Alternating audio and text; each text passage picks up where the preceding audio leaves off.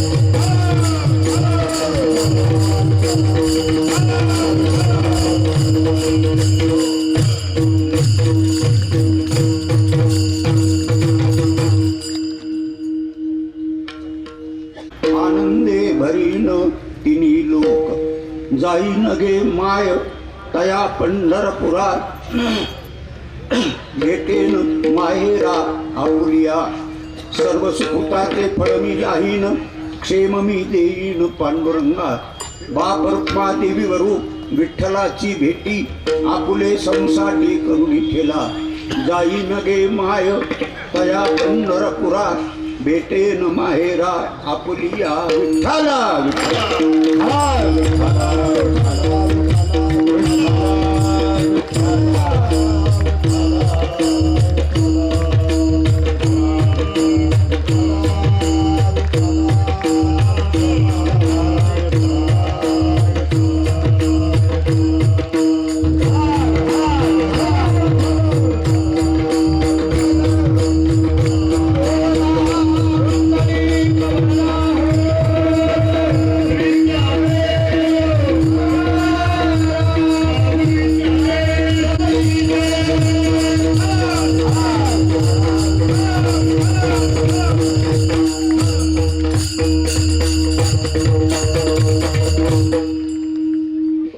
अवघाती संसार सुखाचा करीन आनंदे भरीन तिन्ही लोक.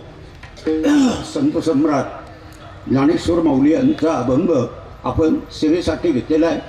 स्वानंद सुखनिवासी जोग महाराज यांच्या शताब्दी निमित्त अत्यंत भव्य दिव्य आणि सेव्य असा कार्यक्रम हा हरिभक्तीपरायण कदम माऊली यांच्या अध्यक्षतेखाली आणि संपूर्ण सिन्नर तालुका यांच्या सहकार्यानं हा समारंभ या ठिकाणी होतोय. विठ्ठल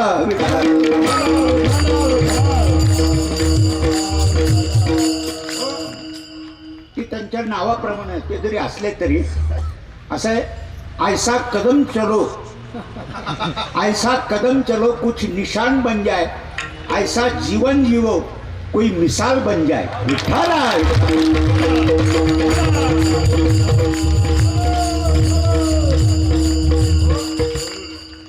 कार्यक्रम नुसता भव्य नाही तर दिव्य आहे. कारण असं आहे, याच्यापेक्षा मोठाले भव्य असे मंडप आणि समारंभ असतात, पण भव्यता ही वासनेकडे नेते आणि दिव्यता ही चेतनेकडे नेते.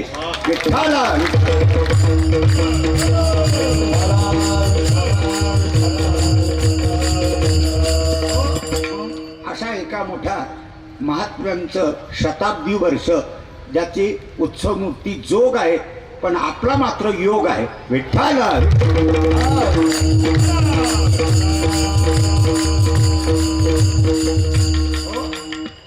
ज्यांनी काळ सार्थक केला, ज्यांनी धरिला मनी विठ्ठल, काळावर सुद्धा ज्यांनी सत्ता गाजवलेली आहे. जोग महाराज हे मोठे पैलवान होते आणि ज्या वेळेला आईने त्यांच्या बलदंड देहाकडे पाहिलं, तिच्या डोळ्यातून अश्रू आले. त्यांनी विचारला, ही का रडतेस? तुझं एवढं बलदंड शरीर आहे, तू मोठ्या पहिलवानाला जिंकलंस, पण अजून एक पहिलवान आहे जो सगळ्या जगाला चितपट करतो, असा पहिलवान म्हणजे काळ आहे. त्यांनी सांगितलं, आई तू चिंता करू नको. आणि अखेरच्या वेळेला ज्या वेळेला ते हॉस्पिटलमध्ये होते त्यावेळेला ती वेळ आली त्यांची. आल्यानंतर तो काळ तिथे आला. आल्यानंतर विचारलं कशासाठी? तो म्हणला, हा मनुष्य देह म्हणजे माझा खाऊ आहे, तो खाऊ खाण्याकरता आलेलो आहे. महाराजांनी सांगितलं, अरे अशा अस्वच्छ जागेमध्ये तू खाऊ खातोस का? म्हटले, हॉस्पिटलची जागा काय चांगली असते काय? जन्म मृत्यू जरा व्याधी दुःख दोषानुदर्शनम, एकीकडे जन्म एकीकडे मरण एकीकडे आजार, सगळं अशा अस्वच्छ जागेत खाऊ खात नसतात. चल मी तुला पवित्र जागेत खाऊ देतो. आणि आळंदीपर्यंत त्याला आणलं आणि नंतर देह ठेवला. विठ्ठल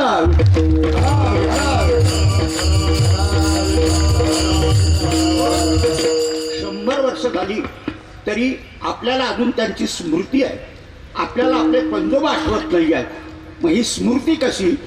पैशानी माणसाला घरात राहता येतं, पण इतरांच्या मनात पैशानी राहता येत नाही बरं का. जसं ग्लासभर दूध आहे, पूर्ण ग्लास भरलेला आहे, आणि तुम्ही जर परत त्याच्यात दूध टाकलं तर ते दूध सांडल्याशिवाय राहत नाही.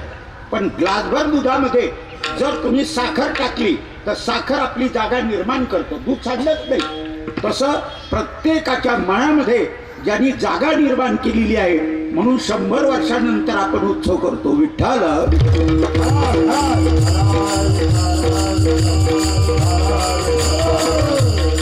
त्यांचा असा कीर्ती सुगंध चारी दिशेला पसरलेला आहे. फुलाचा सुगंध असतो, पण फुलाचा सुगंध एकाच दिशेला जातो. पूर्वेकडून जर वारा आला तर सुगंध पश्चिमेला जाईल, पण हा मात्र चारी दिशेला पसरतो. त्याचं नाव आहे कीर्ती सुगंध.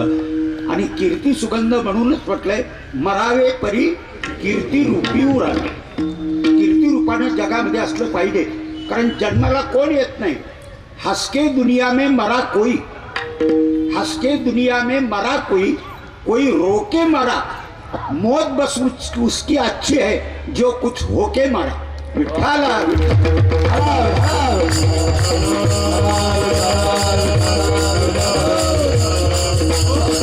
म्हणून काहीतरी व्हा.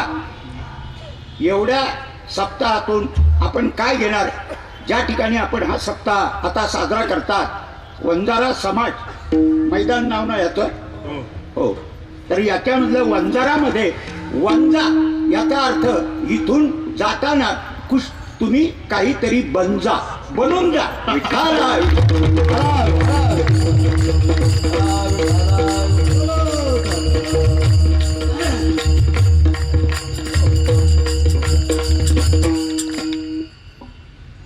या अभंगामध्ये माऊलींनी आपली संकल्पना व्यक्त केलेली आहे. 4 चरणाचा अभंग आहे. पहिल्या चरणामध्ये संकल्पना आहे, दुसऱ्या चरणामध्ये साधना आहे, तिसऱ्या चरणामध्ये साधना आणि सिद्धी आहे, आणि चौथ्या चरणामध्ये सिद्धी प्राप्तीची अनुभूती आहे. विठ्ठल विठ्ठल.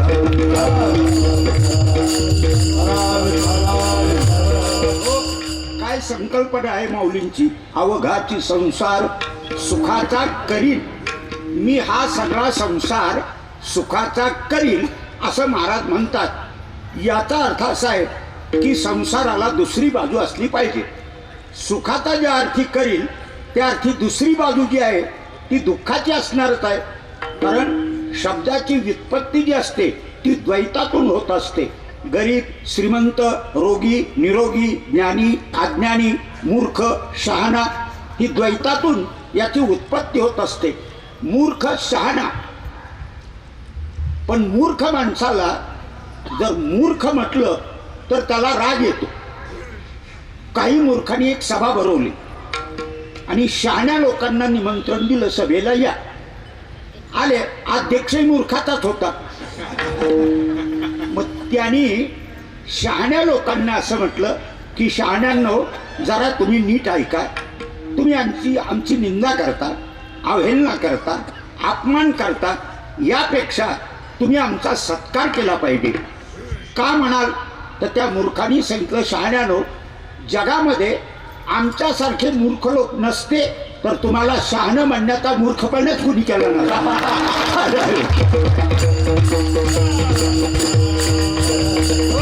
म्हणजे शहाण्याच्या सापेक्ष मूर्ख आला, तसं सुखाचा करीन याच्या सापेक्ष दुःखाचा आला. विठ्ठला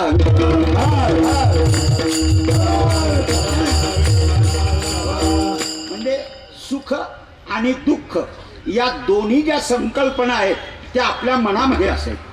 पूर्वी ज्या गोष्टीमध्ये आपल्याला सुख वाटायचं, आज त्या गोष्टीमध्ये दुःख वाटतंय आपल्याला. पूर्वी बैलगाडीनं प्रवास करायचे, आराम वाटायचा. कुणाचा तांगा असायचा, तट्ट्याचा तांग्यात प्रवास करायचे. पण 4 व्हील आल्यापासून आता तांगा गाडी बरी वाटते का? नाही, आता बैलगाडीत दुःख वाटतं. पूर्वी सुख वाटत होतं, आता मात्र दुःख वाटतं. मग कार आल्यानंतर 4 व्हील घेतली, 4 व्हील चालवायला लागले. पोलिसांनी अडवलं, विचारलं लायसन्स वगैरे नाही, काहीच कागदपत्र नाही. गाडी जप्त झाली बुवा स्टँडवरच. पैसा गेला, वेळ गेला, पुण्य गेलं, आणि मग त्याला वैराग्य झालं. नसती घेतली तर बरं झालं असतं. भोगानंतर वैराग्य होण्यापेक्षा विचारानं वैराग्य होणं हे श्रेष्ठ आहे. विठ्ठला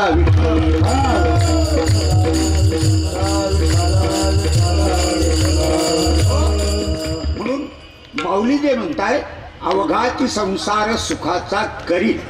पण संसार आणि सुख याचं समीकरण जमतं का? संसार आणि सुख याचं समीकरण जमतं का? समीकरण जमत नाही आहे. मग माऊलींनी संकल्पना कशी केली? संकल्पना ही वास्तवाची असावी, निर्धाराची असावी, तर त्या संकल्पनेला अर्थ आहे. विठ्ठल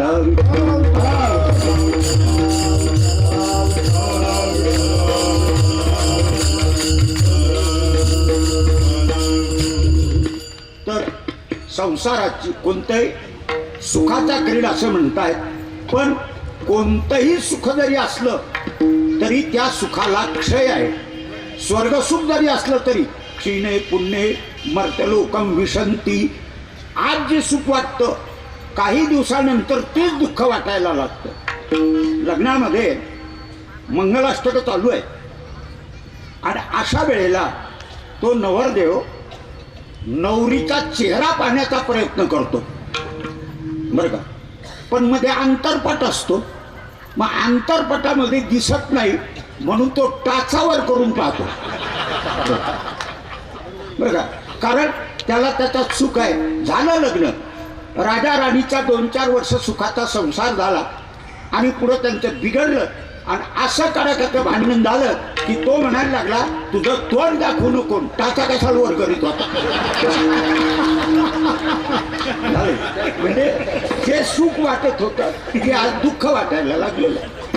अशी परिस्थिती आज निर्माण झालेली आहे. म्हणून माऊली जे म्हणतात, मी तो संसार सुखाचा करीन, पण याच्यापेक्षा त्यांनी पुढचा महत्वाचा शब्द वापरला, आनंद भरीन.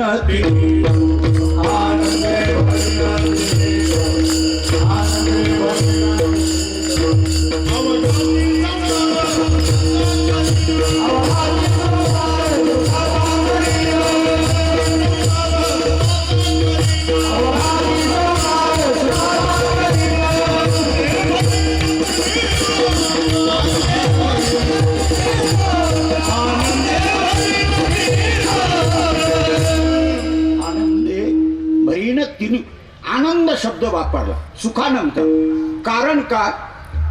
सुखाने काय होतं, दुःख जे आहे ते हटतं पण मिटत नाही. आणि आनंद त्याला म्हणतात की ज्याने दुःख मिटतं. दुःख ते कैसे नये स्वप्नाशी. कारण आनंद हा निर्विषय असतो आणि सुखाला विषय लागतो. सुख हे विषयाधिष्ठित असतं, पण आनंद मात्र निर्विषय असतो, त्याला कोणताही विषय लागत नाही आहे. जसं 4 वाजले की माणसाचा चेहरा सुकतो का? त्याला चहा लागतो, चहाशिवाय चेहरा फुलत नाही त्याचा. पण साधू संत भगवत भक्तांना कशाला चहा लागतो का? त्यांचा चेहरा नेहमी टवटवीत असतो. याचं कारण काय? तर ते आतमध्ये असणारा आनंद रूप जो परमात्मा तुझे आहे, तुझं पाशी, त्याच्यापासून आनंद घेतात आणि टवटवीत राहतात. जसे डोंगरावरची झाडं असतात, फुटे तरुवर उष्ण काळ माशी, कुणी पाणी घालतं का? पण हिरवीगार पालवी उन्हाळ्यात सुद्धा त्याला फुटते. आणि आपल्या कुंडीमध्ये फुलझाड असतं, दुपारचे 4 वाजले की ते सुकतं. मग म्हणतात आता याला पाणी घाला. पाणी घातलं की टवटवीत होतं. तसं 4 वाजता चेहरा उतरला की म्हणतात कब्बर पाणी घाला म्हणजे चांगलं होईल. म्हणजे सुखाला विषय लागतो पण आनंदाला विषय लागत नाही. ज्या वेळेला आपण गाढ झोपेमध्ये असतो, किती आनंद असतो. काही खायला असतं, काही प्यायला असतं, काही बघायला असतं, विषयच नसतो. आनंद हा निर्विषय असतो. म्हणून महाराज म्हणतात आनंदे भरीन तिन्ही लोक. मित्रलोक्यामध्ये हा आनंद भरून टाकेल. त्यासाठी हा संसार जो आहे तो संसार मी सुखाचा करीन. पण आता संसार कसा आहे? कोणत्याही साधू संतांना विचारा, एक मत आहे सगळ्यांचं. तुकाराम महाराजांना विचारलं संसाराच्या बाबतीमध्ये तुमचं काय मत आहे, किंवा माऊलीला विचारलं संसार कसा आहे, तर माऊली सांगतात संसार दुःख मूळ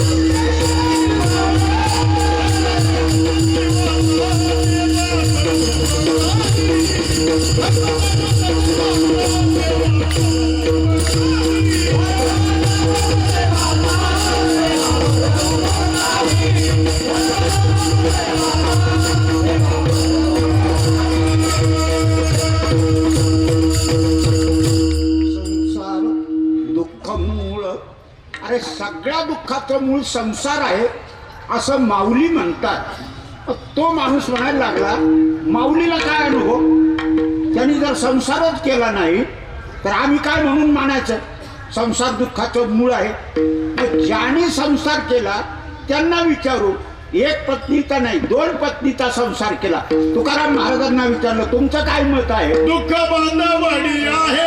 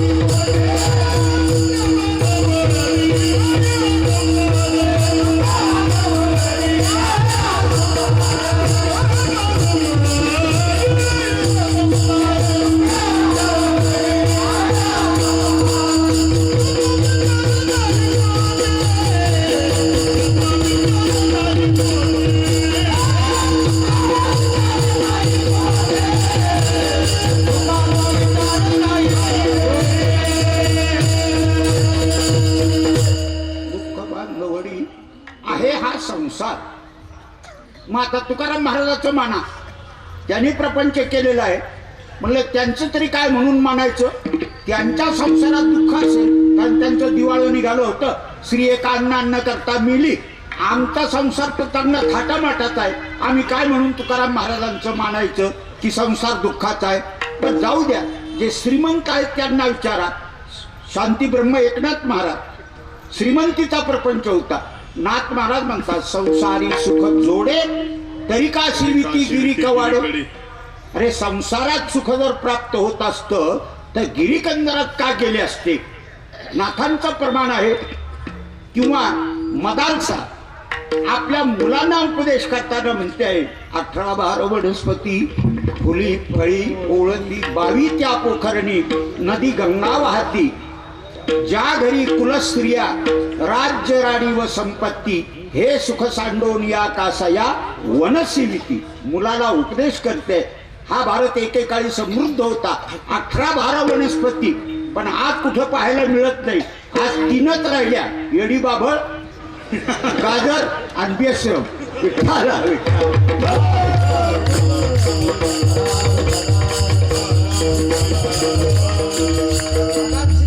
भारत समृद्ध होता म्हणून ती सुद्धा म्हणते दुःखाचा अशा प्रकारचा संसार आहे. म्हणजे दुःख हा संसाराचा स्वभाव आहे. मग बदलाल कसा. माऊलीची संकल्पना कशी पूर्ण होणार. अवघाची संसार सुखाचा. दुःख हा जर स्वभाव आहे तर स्वभावो दुरतिक्रमा. स्वभाव बदलत नसतो. मग तो जर बदलत नसेल तर सुखाचा कसा होणार हा प्रश्न आहे. कुणाचा स्वभाव बदलत नाही आहे. लिंबाच्या झाडाला खूप लिंबोळ्या आल्या, पक्व लिंबोळ्या अंगणात पडू लागल्या, पण त्या कडू एक म्हटला कडू लिंबोळ्या आपण गोड करू. मग त्यांनी लिंबाच्या झाडाला साखरेचं खत घातलं. लिंबाची झाडा साखरेचे आळे आपुली ती फळे नसंडीच. कारण कडूपणा हा त्याचा स्वभाव आहे. कांदा परमार्थामध्ये चालत नाही, उग्र त्याचा दर्प आहे. मग एकाने काय केलं, कस्तुरी की क्यारी करी केशर की दी खाज पाणी गुलाब का दिया आखिर प्याज ही प्याज. केसराचं आळ केलं, कस्तुरीचं खत दिलं, गुलाबाचं पाणी दिलं, अत्तराचा फवारा मारला आणि कांदा फोडा तर गप्प नो असा. कारण का स्वभाव दुरतिक्रमा. स्वभाव बदलत नसतो. किंवा राजाचं फार लाडकं कुत्रा आहे. राजा पालखीतून निघाला, शेजारी कुत्र्याला पण पालखी, कुत्र्याला ड्रेस अलंकार आणि दोन्ही पालख्या अशा चालल्या. कुत्रा ऐटीत शांत बसलं, पण कुठपर्यंत बसलं. श्वान शिबिके बैसविले भुंकतान राहे उद्गले. खाली त्याचे जात भाई दिसले आणि टाकली त्यांनी उडी केला. कारण भुंकणं हा कुत्र्याचा स्वभाव आहे. तो बदलत नाही. एखादा दुष्ट माणूस असला, दुसऱ्याला त्रास द्यायचा म्हणजे द्यायचाच, त्याचा स्वभाव बदलत नाही, तो त्रास दिल्याशिवाय राहत नाही. असा एक दुष्ट स्वभावाचा माणूस, त्याला रात्री 9 वाजता कुत्रं चावलं. कुत्रं होतं पिसाळलेलं. मग आता नातेवाईक त्यांनी नेलं दवाखान्यात. दवाखान्यात नेल्यानंतर डॉक्टर, खाली दवाखाना होता आणि वरच्या मजल्यावर राहत होते. यांनी त्याला दवाखान्यात नेलं तर दवाखाना बंद. दार वाजवलं. डॉक्टर वरून ओरडले, तुम्हाला वाचता येतं का नाही म्हणले. कारण दवाखाना 8 वाजता बंद होत असतो. त्याच्यावर बोर्ड होता, पाटी होती, दवाखाना 8 वाजता बंद होईल. आणि डॉक्टर गेले घरात परत. पण यांनी दार वाजवून बेजार केलं डॉक्टरला. शेवटी रागातच डॉक्टर खाली आले. ते म्हणले, तुम्हाला अक्कल आहे की नाही, 8 वाजता दवाखाना बंद होत असतो हे माहिती आहे, 9 वाजता का आला. ते म्हणजे अहो 8 वाजता दवाखाना बंद होतो हे आम्हाला कळतंय, पण त्या कुत्र्याला कळत नाही ना 8 नंतर कोणाला चावू नये. आता ते 9 वाजता चावले, आम्ही काय करायचं. बरं ठीक आहे. मग डॉक्टरांनी तपासलं आणि डॉक्टरांनी सांगितलं की हा माणूस 8 दिवसानंतर पिसाळला नाही, कारण कुत्र्याचे जंतू रेबीज याच्या रक्तामध्ये भिनलेले आहे. तुम्ही या माणसापासून सावध राहा. अहो सगळे घाबरून गेले महाराज. आता हे पिसाळणार म्हणल्यावर आपलं स्वकीय जवळचे नाते आहे. पण तो बिलकुल घाबरला नाही. हो, त्याच्या चेहऱ्यावर अजिबात दुःखाची छटा नाही. त्यांनी डॉक्टरला सांगितलं, डॉक्टर मला एक कागद आणि पेन आणून द्या. डॉक्टर म्हणले, विलपत्र करता का, इस्टेट कोण त्यांना आता इस्टेटच नाही तर विलपत्राचा काय प्रश्न येतो. मग तुम्हाला कागद आणि पेन कशाला पाहिजे. तुम्ही आता सांगितलं ना की मी 8 दिवसानंतर पिसाळणार आहे. मग पिसाळल्यानंतर कोणाला चावायचं याची यादी करायची. पहिलं नाव तुमचं. स्वभाव दुरतिक्रम.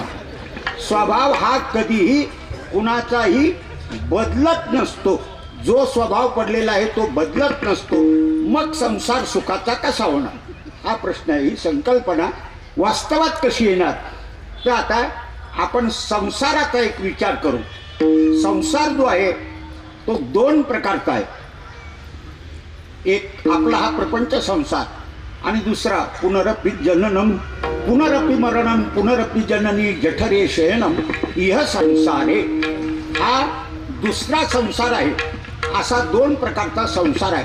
तर संसार हा सुखरूपही नाही आणि संसार दुःखरूपही नाही. मग काय आहे, मध्येच आपल्याला भासतो. जसं मृगजळ कुठून उगम पावत नाही आणि सागराला जाऊन मिळतही नाही, ते जसं मध्ये भासतं तसा हा संसार भासतो आहे. पण त्या मृगजळ हे खोटं असतं. पण मृगजळाला पाहणारे एक हरिण आहे, एक मानव आहे आणि सूर्याच्या दृष्टीनं मृगजळ नाही. हरणारा मृगजळ कसं दिसतं. हरणाला खरं दिसतं काय, पाणी वाहतंय आणि ते त्याच्या पाठीमागं पळतं. मृगजळ दिसे साचपणा आयसे पाणी याचे मिसे उर फोडी. छाती फुटून मरतं. खरं वाटतं.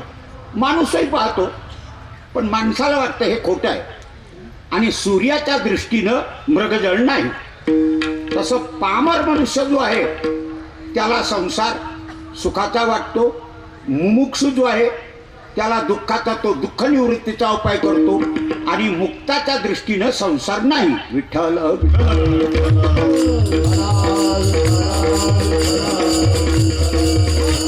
मग कसा आहे संसाराकडे जो ज्या दृष्टीनं पाहिल तसा आहे. हरिण सत्य दृष्टीनं पाहतो, मनुष्य मिथ्या दृष्टीनं पाहतो. तसं तुम्ही संसाराकडे ज्या दृष्टीनं बघाल त्या दृष्टीनं संसार आहे. ज्ञानीयासी मी सुख, अज्ञानासी दुःख. वास्तविक संसार नाही. भगवान म्हणतात अरे सगळा मी आहे का. माऊली म्हणतात का बीजाची जाहले तरू अथवा भांगारचे अलंकारू तैसा मध एकाचा विस्तारू ते हे जग. भगवान म्हणतात मीच आहे का सोनियाचे मणी केले ते सोनियाचे सुती ओविले तैसे म्या विश्व धरले सवायाभ्यंतरी.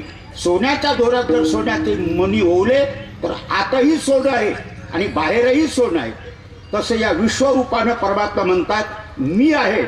पण या विश्वाकडे पाहताना आपण कोणत्या दृष्टीनं पाहतो त्या दृष्टीनं हा संसार आहे. मग सकारात्मक दृष्टीनं पाहावं, नकारात्मक नाही. पॉझिटिव्ह पाहावं, निगेटिव्ह कधी पाहू नये. पण जो निगेटिव्ह दृष्टीनं पाहतो त्याला दुःख आहे आणि जो सकारात्मक पाहतो त्याला सुख आहे. गुलाबाचं फुललेलं झाड जर असेल तर एकाला फुलात काटे दिसतात आणि एकाला काट्यात फुल दिसतं. तो म्हणतो एवढं काटेरी झाड आहे पण कसं सुंदर फुल आहे त्याच्यामध्ये, त्याला काट्यात फुल दिसतं आणि एकाला फुलात काटे दिसतात. ही काय आहे? ही पाहण्याची दृष्टी आहे त्या वस्तूकडे. जसं तुकोबाराय आहे, तुकोबारायांना प्रतिकूल पत्नी मिळाली पण तुकोबारायांनी कसं पाहिलं? सकारात्मक पाहिलं, नकारात्मक पाहिलं नाही. लोक त्यांना म्हणायचे महाराज एवढा परमार्थ करता, भक्ती करता, देवानी काय दिलं तुम्हाला? अशी कजात बायको भांडखोर. तुकाराम महाराज म्हणले ती तर देवाची कृपा आहे. श्री द्यावी गुणवंती ती ते गुंते आशा या लागी कर्कशा करुणी ठेवी. ही सकारात्मकता आहे पाहण्यासारखी. नाथ महाराजांना अनुकूल पत्नी मिळाली. नाथ महाराज म्हणायचे तिच्यामुळं माझा परमार्थ चांगला होतो. अनुकूल. नरसिंह मेहत्याची मिलीच ते म्हणले भलू थयो भांगी जंजाल भजू श्री गोपाल. आता मध्ये काय आडवत राहिलं नाही ना, आता चिंतनच करायचं. म्हणजे ते सकारात्मक दृष्टीनं पाहतात तरच सुख आहे. नकारात्मक पाहिलं की दुःख आहे. एका गावामध्ये एक मोठा वाडा होता. त्याच्यामध्ये 5-6 कुटुंब राहत होती. काही महाराष्ट्रीयन होते, काही परप्रांतीय होते. आणि एक दिवस एका पती पत्नीचं भांडण झालं. ते भांडण विकोपाला गेलं. विकोपाला गेल्यानंतर त्यांनी पत्नीच्या तोंडात मारली. मारल्याबरोबर ती रागावली. त्याला म्हणले तू माणूस आहेस का जनावर आहेस रे? जनावर म्हणल्यावर अजून भडकला. अजून 2-4 मारल्या त्यांनी. असं म्हटल्यावर ती म्हणली असं मी माहेरीच जाते, मर उपाशी म्हटली. गेली माहेरी निघून. 2-4 दिवस. आता खाण्याची काय सोय? वडापाव खाय, बाहेर मिसळ खाय, दुसरं काही साधनच राहिलं नाही ना. असं झालं. आणि त्याच वाड्यामध्ये एक युपीचं कुटुंब राहत होतं. त्यांच्यात कधी भांडण नाही, तंटा नाही, अजिबात नाही. पण यांचा गुण लागला का काय कोणाचं? एक दिवस त्यांच्यात भांडण झालं. भांडण झाल्याबरोबर त्यांनी पण तोंडात मारली. पण तिला शिव्या येत नव्हत्या, पण भांडणच होत नव्हतं. मग तिने हिचं ऐकलं होतं तू माणूस आहेस का जनावर आहेस? ती म्हणली तू आदमी आहे का जानवर आहे? म्हणल्याबरोबर ती इतका मोठमोठ्याने हसायला लागला की कमालीच्या बाहेर. तिला आश्चर्यच वाटलं. त्यांनी तोंडात थांबली, मी हसायला लागला. ती म्हणायला लागली तू मुस्कुराते हो क्या? वो बोला हाँ मैं मुस्कुराता हूँ. मैंने आपको गाली दी? वो बोला गाली? अरे ये तो लेमन की गोली. ये गाली नहीं. त्यांनी नकारात्मक पाहिलं नाही, सकारात्मक पाहतो बरं काय. ती म्हणायला लागली ये गोली कैसी है? तूने क्या कहा? जानवर कहा. तू मेरी जान है क्या नहीं? मैं तेरा वर हूँ क्या नहीं? है तो जानवर हुआ क्या नहीं? वो बोले आलू के पराठे बनाऊं क्या? बना.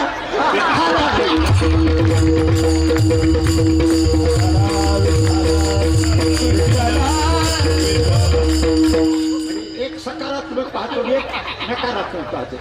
एकाला सुख आहे तर दुसऱ्याला दुःख आहे.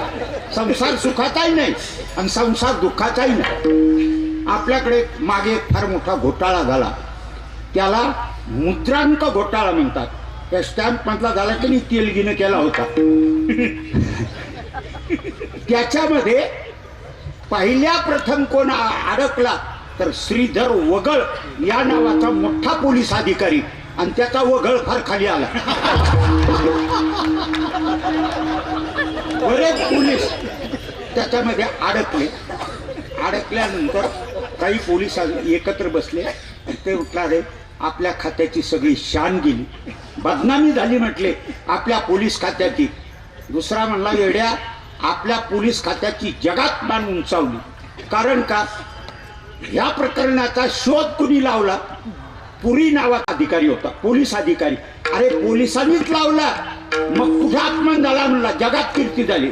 एक कोणती दृष्टीने पाहतो आणि एक कोणत्या दृष्टीने पाहतो. म्हणून नेहमी संसाराकडे सकारात्मक जर पाहिलं तर संसार सुखाचा आहे. विठ्ठल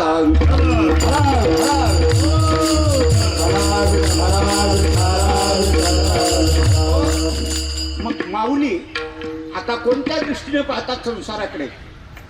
सकारात्मक पाहतात का नकारात्मक पाहतात? त्यांना माहिती आहे संसार भासतोय, संसार मिथ्या आहे. त्यांनी म्हटलेलं आहे, जे दे देखणे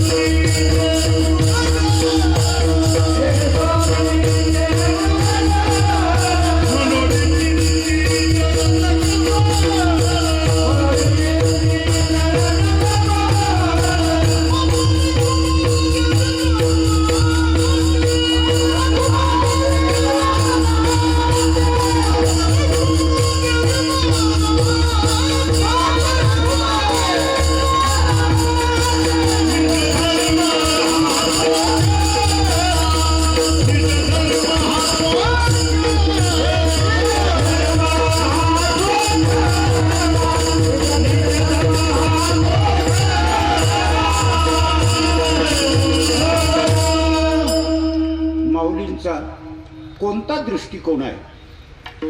आपण भूमिती शिकतो, भूमितीमध्ये काटकोन असतो, त्रिकोण असतो, चौकोन असतो.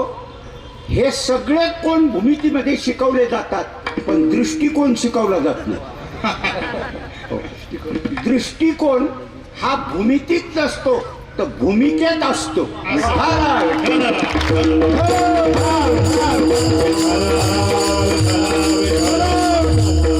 भूमिका कोणती? माऊलींचा दृष्टिकोन कोणता आहे? जे देखणे सकळ यद दृश्यम तद अनित्यम असं म्हटलेलं आहे. ते म्हणतात अरे खोटा आहे, मिथ्या आहे. ही गोष्ट खरी आहे, पण आपल्या आयुष्यातील काही भाग साधनेकडे तुम्ही लावा. असोनी संसारी जिवे वेगू करी, काही भाग साधनेकडे लावा. कारण संसाराचं बी दुःख आहे, त्याला येणारा अंकुर दुःखाचा आहे, त्याच्यापासून निर्माण होणारं झाड दुःखाचं आहे. पण दुःखाच्या झाडाला सुखाचं फळ आणायचं. कसं आणता येईल? कलम करायचा. आता कलम करतात की नाही? पपईच्या झाडाला भोपळ्याचं कलम करतात. अन्न पाणी पपईचं झाड घेतं आणि त्याला भोपळं येतं.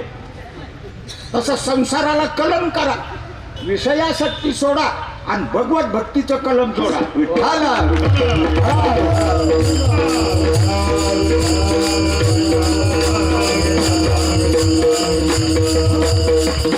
म्हणजे त्याला सुखाचं फळ आल्याशिवाय राहणार नाही. माऊलींचा हा दृष्टिकोन आहे पाहण्याचा. आणि याच्यासाठी माऊली म्हणतात मी काय करीन? हा दृष्टिकोन जिथून प्राप्त होतो त्या ठिकाणी मी जाईल. कुठे? अभंगाचं दुसरं चरण. जाईल गे माये